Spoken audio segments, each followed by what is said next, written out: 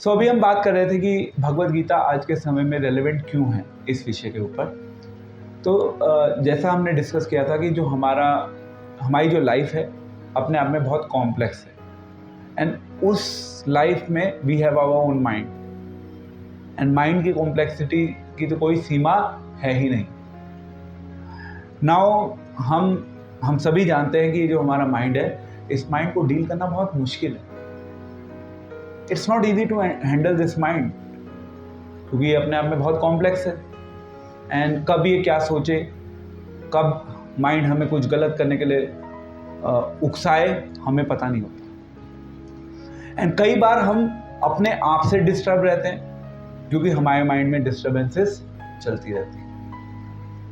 और कई बार हम समाज के लोगों से डिस्टर्ब रहते हैं, हमारे माइंड में विचार चलते रहते हैं, उसने मेरे साथ क्यों किया ऐसा, वो तो बहुत गलत है, वो लाइफ में इतना तेजी से आगे क्यों जा रहा है। हमारे माइंड में अलग अलग विचार क्रिएट करते रहते हैं। कई बार वो विचार इंटेंशनली क्रिएट होते हैं और कई बार वो अनइंटेंशनली क्रिएट होते हैं, एंड हम बहुत ज्यादा डिस्टर्ब हो जाते हैं। ऐसी डिस्टर्बेंस को लाइफ से दूर करने के लिए हम सभी को अपनी लाइफ में एक बहुत सॉलिड फूड फॉर थॉट चाहिए होता है। जब तक हमारी लाइफ में हमारे पास एक सॉलिड फूड फॉर थॉट नहीं होगा, हम ऐसे ही इस संसार के लोगों से, अपने आप से डिस्टर्ब होते रहेंगे, परेशान होते रहेंगे। एंड इनफैक्ट जो भी हमारे कांटेक्ट में आएगा, हम उसको भी परेशान कर देंगे। तो गीता जो है, गीता ये जो माइंड की एक जो बहुत वियर्ड सा नेचर है हमारे माइंड का, जिस माइंड को काबू करना एक बहुत मुश्किल प्रोजेक्ट है, गीता उस माइंड को टेम करने में, उस माइंड में जो गलत उल्टे सीधे विचार आते हैं, उन विचारों को कंट्रोल करने में हमारी सहायता करती है। कैसे?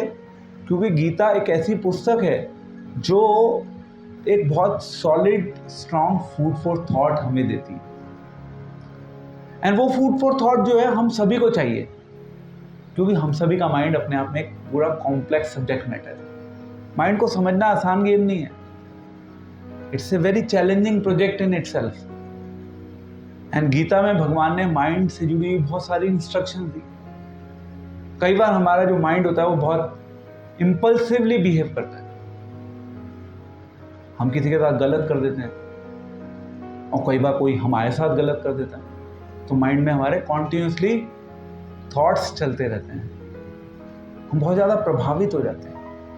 अब गीता जो है, गीता हमें ये ट्रेनिंग देती है कि हमें किस प्रकार से, चाहे हम लोगों को डिस्टर्ब कर रहे हैं, हमें उससे कैसे बचना है, और हम लोगों से या संसार से कैसे डिस्टर्ब हो जाते हैं, हमें उससे भी बचना है। उसकी कला गीता ऑफर करती है। बिकॉज कृष्ण गीता में कह रहे हैं कि ये जो माइंड है, ये आपका बहुत अच्छा मित्र भी हो सकता है, और यही माइंड आपका सबसे बड़ा दुश्मन भी हो सकता है। अब ये आपके हाथ में है कि आप इस माइंड को अपने कंट्रोल में कैसे करते हैं, ये आप सबके हाथ में है। इसके लिए भगवान ने गीता के माध्यम से हम सभी को एक सॉलिड विजडम दिया, ऐसे विचार दिए जिसमें कोई सेल्फिशनेस छुपी नहीं हुई। अदरवाइज मोस्टली आप इस संसार के, अगर हम विचारों की बात करें, मोस्टली लोगों के विचार जो होते हैं वो सेल्फिश आइडिया से कंटेमिनेटेड होते हैं। हम सब मतलबी संसार में जीते हैं ना, मतलबी दुनिया है, मतलबी लोग हैं, और लोग हमें अपने मतलब के लिए टाइम टू टाइम एक्सप्लॉइट करते हैं। यदि हम चाहते हैं कि हम बचें उस एक्सप्लॉइटेशन से, तो उसके लिए हमें गीता के विजडम को अपनी लाइफ से जोड़ना ही होगा। हमारे पास चॉइस नहीं है। एक सॉलिड फूड फॉर थॉट मिलेगा जीने के लिए। I think I was talking about my self. तो ठीक है, हम ज़्यादा नहीं कर पाते समाज के लिए, बट फिर भी लगता है कि एटलीस्ट हम उस दिशा में सोच पा रहे हैं। भगवान कृष्ण ने गीता के माध्यम से हमें वो अवसर दिया कि हम in a way think out of the box, कहते ना कि आउट ऑफ द बॉक्स सोचिए। गीता एक वो यूनिक प्रोपोजिशन ऑफर कर रही है जिससे कि हम आउट ऑफ द बॉक्स सोचकर समझकर अपने जीवन को जी सकें। उसके लिए माइंड में हमें कॉन्टिन्यूसली गीता के विचार जो हैं, गीता का जो संदेश है, उसको बार बार अपने माइंड में इंट्रोड्यूस करना होता है। 1 2 3 4 ऐसे ना, फिर माइंड में लेयर्स बनती चली जाएंगी। उसका रिजल्ट क्या होगा? उसका रिजल्ट ये होगा कि माइंड में गीता के जो विचार हैं, भगवान के विचार हैं ना, वो भगवान के विचार हमारे माइंड में प्रवेश कर गए। शुरू में वो रिटेन भी नहीं होंगे क्योंकि माइंड में और बहुत सारे विचार चल रहे हैं, बट जब हम कॉन्टिन्यूसली सुनेंगे बार बार तो वो विचार हमारे माइंड में रिटेन होना शुरू हो जाएंगे। फिर संसार में लोग क्या कह रहे हैं, कौन हमें कैसे परेशान कर रहा है, हम उससे प्रभावित नहीं होंगे क्योंकि हम गीता के विचारों के अनुसार, कृष्ण के विचारों के अनुसार अपना जीवन जीना शुरू कर देते हैं। इस तरीके से हम अपने माइंड को ट्रेन करते हैं। जब हमारा माइंड इस तरीके से ट्रेंड हो जाता है, वही माइंड जो हम सभी के लिए एक ट्रबल का विषय बना हुआ था, वही माइंड हमारे लिए मित्र बन जाता है। तो गीता ये अवसर हमें देती है जिसके थ्रू हम अपने माइंड को ट्रेन कर सकते। तो माइंड को ट्रेनिंग तो चाहिए ना, मतलब 5000 वर्ष पहले अर्जुन को भी ट्रेनिंग चाहिए थी, वो ट्रेनिंग हमें आज भी चाहिए। And the beauty of Bhagavad Gita है कि जो ट्रेनिंग भगवान ने अर्जुन को दी थी 5000 वर्ष पहले, वो उस समय भी एप्लीकेबल थी, वो आज के टाइम में भी इक्वली एप्लीकेबल है। देखिए, भगवान ने अर्जुन को, जब फर्स्ट चैप्टर कंप्लीट हो गया, सेकंड चैप्टर में अर्जुन के अपने आइडियाज थे, अर्जुन अपने विचारों से अटैच था, आसक्त था। अर्जुन अपने विचारों को छोड़ नहीं पा रहा था जो उसके माइंड में भरे हुए थे। तो अर्जुन ने एक कॉल लिया। अर्जुन का कॉल था कि अर्जुन ने भगवान को अपने गुरु के रूप में स्वीकार किया और अर्जुन ने कहा, शिष्यस्ते माम शाधि माम त्वां प्रपन्नम, मैं आपका शिष्य बनकर आपको गुरु के रूप में स्वीकार करता हूं, अब आप मुझे निर्देश दीजिए, अब मैं रेडी हूं। तो उसके बाद भगवान ने अर्जुन को गीता का उपदेश देना शुरू किया था। सेकंड चैप्टर के आई थिंक 14 श्लोक के आसपास वहां से शुरुआत हुई है गीता। उससे पहले तो एक तरीके से भूमिका बन रही। तो क्योंकि अर्जुन ने कृष्ण को अपने गुरु के रूप में स्वीकार किया, वो एक सीक्रेट था, ओपन सीक्रेट, इसलिए अर्जुन का कल्याण हो गया। तो हमें भी इन ए वे कृष्ण को अपने गुरु के रूप में स्वीकार करना होगा, कृष्ण को या कृष्ण के रिप्रेजेंटेटिव को। क्योंकि यदि हम कृष्ण को गुरु के रूप में स्वीकार करेंगे, कृष्ण तो हमेशा हमारी लाइफ में इंटरफेयर नहीं करेंगे, कृष्ण हमसे इंटरेक्ट तो करेंगे नहीं अभी, but we want someone to talk to, जिसको हम अपनी प्रॉब्लम बता सकें। फिर कृष्ण के रिप्रेजेंटेटिव के पास जाना होगा, फिर आप उसको रिवील करेंगे, ये प्रॉब्लम्स है मेरे पास, बताओ इसका क्या सोल्यूशन। फिर वो कहेगा कि ठीक है, आप इन चीज़ों को इंट्रोड्यूस करिए अपने लाइफ में, अपने माइंड में। इससे जो आपके माइंड का डायग्नोसिस प्रॉब्लम पता चल गई है, अब इसका ट्रीटमेंट शुरू हो जाएगा। फिर हमारा माइंड हमारा फ्रेंड बन जाएगा। दूसरा दृष्टिकोण गीता का, कि आज के समय में गीता क्यों रेलेवेंट है। एक्चुअली बहुत सारे पॉइंट हैं, I can just keep on speaking, at least 20-25 points are there, it's such a vast subject in itself.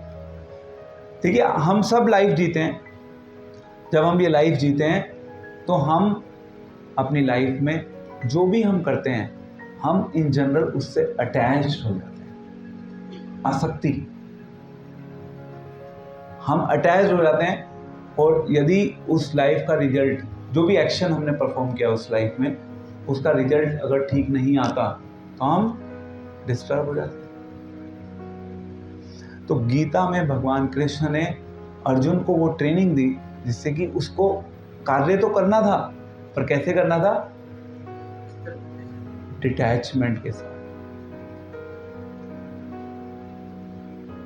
अब आपको करना सब कुछ है लाइफ में, बट उस कार्य को आप जब करेंगे अपने जीवन में तो आपको उस कार्य को करते हुए कभी आसक्त नहीं होना। It's a big science, it's a difficult science to apply, but आवश्यकता तो है ना।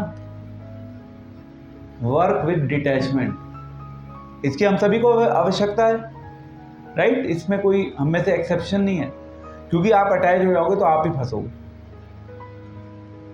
जितने लोग अपने रिजल्ट से अटैच रहते हैं वो उतने ज़्यादा अपनी लाइफ में डिस्टर्ब रहते हैं। तो कृष्ण ने गीता के माध्यम से हमें ये शिक्षा दी, हमें ये ट्रेनिंग दी कि कैसे हमें कार्य करना है डिटैचमेंट के साथ, जैसे अर्जुन ने कार्य किया डिटैचमेंट के साथ। सो ये अर्जुन के टाइम पे भी रेलेवेंट था और ये आज के टाइम में भी हमारे लिए भी इक्वली रेलेवेंट है। हम ये नहीं कह सकते कि अर्जुन को उसकी जरूरत है, हम सबको जरूरत है भाई। अगर हम अटैच होंगे तो हम प्रॉब्लम में फंस जाएंगे। तो कृष्ण ने गीता के थ्रू ये एक विशेष अवसर हम सबको प्रदान किया जिससे कि हम डिटैचमेंट के साथ कार्य कर सकें। दूसरे शब्दों में हम अपने रिजल्ट्स को भगवान को ऑफर करें।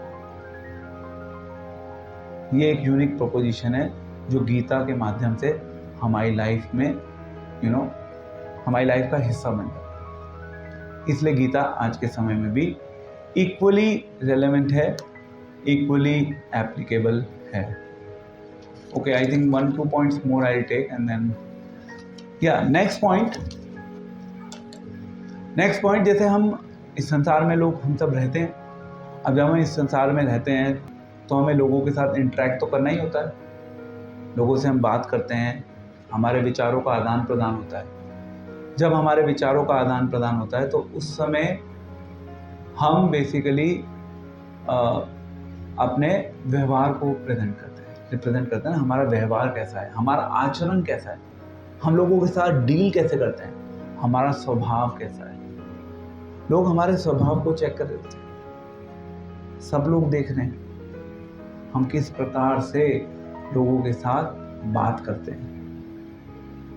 और at the end of the day society में यदि आप अच्छे व्यवहार के व्यक्ति हैं, आपका आचरण अच्छा है अपने जीवन में, तो लोग आपके साथ रहना चाहेंगे, लोग आपके साथ संबंध बनाना चाहेंगे। यदि आप किसी को गाली गलौज देकर बात करें, गुस्से में बात करें, बात बात पे आपको गुस्सा आ जाए, हमेशा आप एंजाइटी से भरे हुए हैं, वो एंजाइटी आपकी बातों में आ जाएगी। आपका गुस्सा आपकी बातों में आ जाएगा, आप किसी को गलत बोल देंगे। कितनी बात करनी है, कब बात करनी है, कहाँ बात करनी है, कैसे बात करनी है, क्यों बात करनी है, इसके ऊपर सोचोगे आप और फिर उसके अकॉर्डिंग आप बात करोगे। तो गीता हमें ये शिक्षा देती है, हमें ये ट्रेनिंग देती है कि हमें किस प्रकार से बात करना है, किस प्रकार से लोगों से डील करना है। इसको बोलते हैं इंटरेक्शन।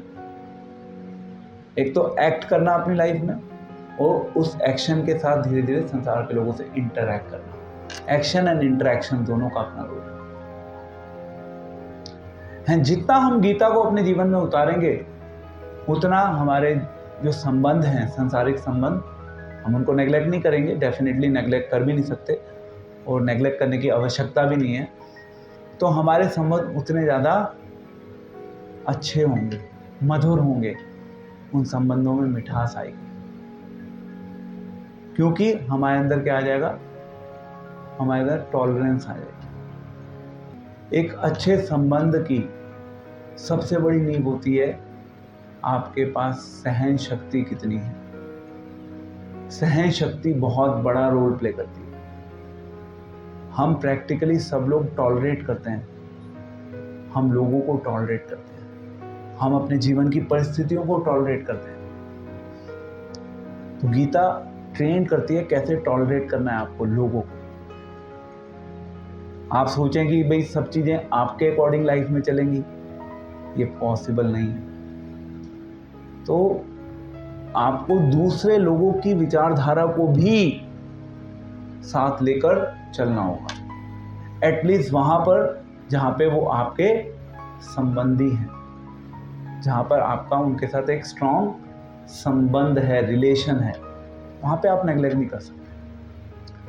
तो उस समय आपकी कितनी टॉलरेंस है, सहन शक्ति कितनी है स्ट्रॉन्ग, वो टॉलरेंस वहां पे काम आती है। तो गीता आपको सहन शक्ति, टॉलरेट करना सिखाता है।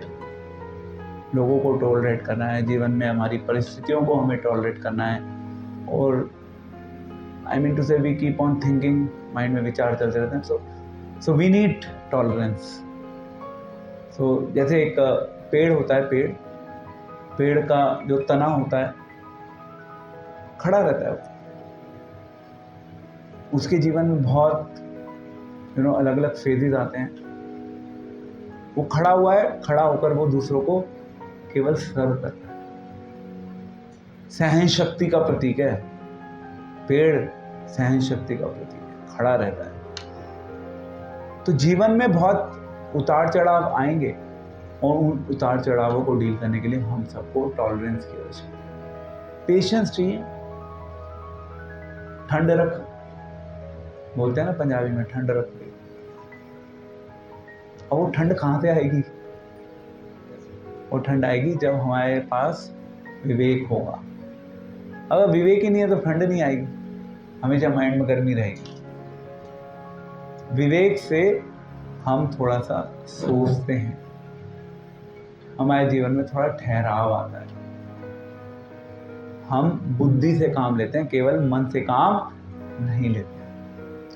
तो गीता ऐसी ऐसी स्किल्स हमें बताएगी, ये आपको लाइफ में अप्लाई करना है, ये आपको लाइफ में फॉलो करना है। इससे आप बी कूल एटीट्यूड से लाइफ जी पाएंगे। ठीक है, so this is another perspective. तो ऐसे बहुत सारे पॉइंट्स हैं। सेल्फ कॉन्फिडेंस की बात हम करते हैं, फियरलेस होकर इस संसार में जीना। यदि आप फियरलेस जीना चाहते हो तो उसके लिए आपको गीता चाहिए, क्योंकि जो भगवान की शरण लेते हैं उन सभी को अभय दान कर देते हैं। इनिशियली इनफैक्ट ऐसा होता है लाइफ में, जब हम धीरे धीरे बड़े हो रहे होते हैं तो कई बार हम किसी बड़े व्यक्ति से जब हमें मिलना होता है तो हम उसमें डरते हैं, हमें डर लगता है कैसे बात करेंगे, क्या होगा, कहीं उसने कुछ कह दिया तो क्या होगा, कुछ हमने गलत बोल दिया तो क्या होगा। हम बड़े लोगों को फेस नहीं कर पाते because of the fear factor.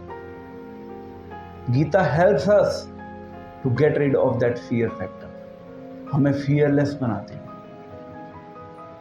क्योंकि हम अलाइंड हैं, हमारे मन में क्या चल रहा है, हम एक्शन में क्या कर रहे हैं, हमारी वाणी में क्या है, वो सब अलाइंड हो जाता है।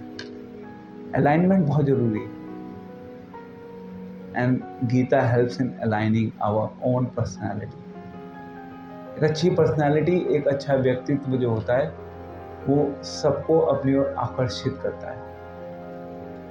सो इसीलिए Gita is a best book on personality development. Gita से ऊपर कोई बुक नहीं है जो हमारी पर्सनैलिटी को निखार सकती है। गीता में सब कुछ है, साइकोलॉजी है, पर्सनैलिटी है, लॉजिक है, कैसे अपने इमोशंस को हैंडल करना है, so many things are there. कैसे पीसफुली जीवन को जीना है, कैसे हैप्पी एंड कंटेंटेड रहना है। जब आपकी लाइफ में आपके आसपास लोग नहीं है तब कैसे जीना है। Gita offers everything. At times we see that कि जो स्टूडेंट्स होते हैं, बच्चों को पढ़ने के लिए या जॉब के लिए बाहर जाना पड़ता है अपने माता पिता से दूर।